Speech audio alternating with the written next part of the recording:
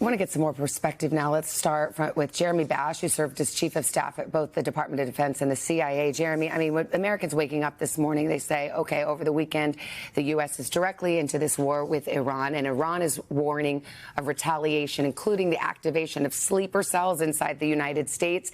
How worried should people be? How much of this is just talk? And what do you expect the response to be? Well, certainly there's a lot of bluster coming from Iran, but we do have to take seriously the threat that Iran has placed inside the United States teams of people who could go after soft targets, go after Jewish organizations, go after government buildings, go after even malls and schools, because in the past, Iran has sent assassins to target U.S. officials. Let's talk about the impact of these strikes. They were hit. The nuclear facilities were hit. What we don't know is how much damage was done and whether, in particular, this highly enriched uranium, this nuclear fuel, whether or not that stockpile was hit. How long will it be until we have some sense of that?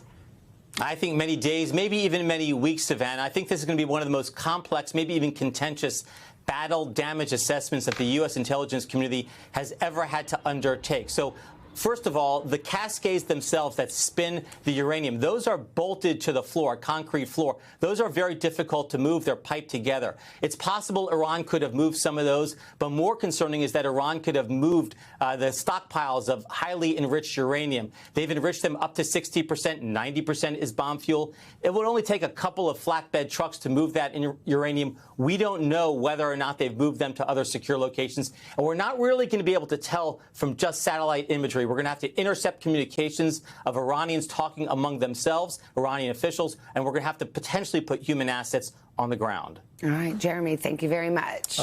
Hey, thanks for watching. And don't forget, you can catch the Today Show every morning on NBC or take Today when you're on the go. Just follow the Today podcast on Apple Podcasts, Spotify, or wherever you listen.